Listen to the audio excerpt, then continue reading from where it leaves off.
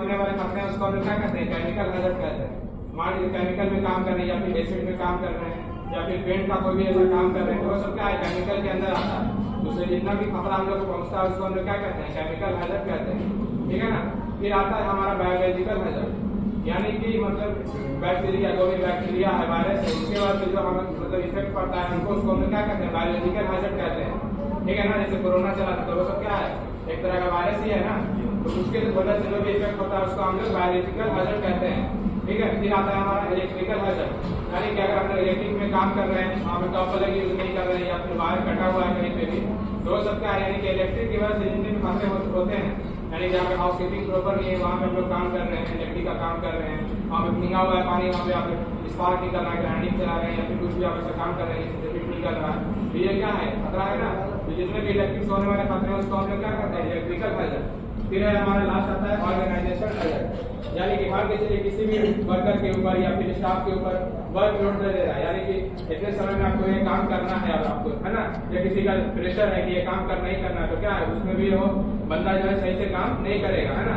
इससे यदि ये क्या है, हमारा एक खतरा है, ऊपर से आपको आगे कि ये काम आपको करना है, करके देना है, तो आप क्या करोगे, वो जल्दी में काम करोगे, उस काम को सही से आप काम नहीं करोगे, है ना, काम भी खराब होगा और आपको खतरा भी पहुंच सकता है, ठीक है ना। तो किसी के प्रेशर में आगे काम नहीं करना है, जितने भी मतलब ये जो ऑर्गेनाइजेशन इसको हैजर्ड कहते हैं, ठीक है ना। जो मतलब प्रेशर हुआ है कि ऑर्गेनाइजेशन की तरफ से आपको ये काम करके देना है, उसको हम लोग क्या कहते हैं, ऑर्गेनाइजेशन हैजर्ड कहते हैं, ठीक है। तो मतलब कंस्ट्रक्शन में जो है हमारा ये सब हैजर्ड है, mechanical hazard, physical hazard, chemical hazard, biological, electrical, organization hazard, ये सब क्या है हमारा, इन्वायरमेंटल हैजर्ड, ये सब क्या है हमारा कंस्ट्रक्शन साइड में इन सब खतरों का हम लोग को सामना करना पड़ सकता है, ठीक है ना। कोई भी ऐसा काम हम लोग कर रहे हैं जिसमें आप लोग को लग रहा है खतरा है, तो उस काम को आप लोग मत करिए, किसी के प्रेशर में आके उस काम को मत करिए, ठीक है ना। जब आप कंफर्म रहिए अपनी तरफ से तभी उस काम को करिए, कोई भी ऐसा काम हो, ये नहीं कि ओवर कॉन्फिडेंस है कि मैं कर लूंगा, ठीक है ना। बहुत बार ऐसा होता है कि कुछ भी नहीं होगा, कर लूंगा, उसके बारे में मुझसे आप लोग पूछ लीजिए, उसके बाद ही काम करिए, ठीक है ना। रिस्क मत लीजिए किसी भी चीज में।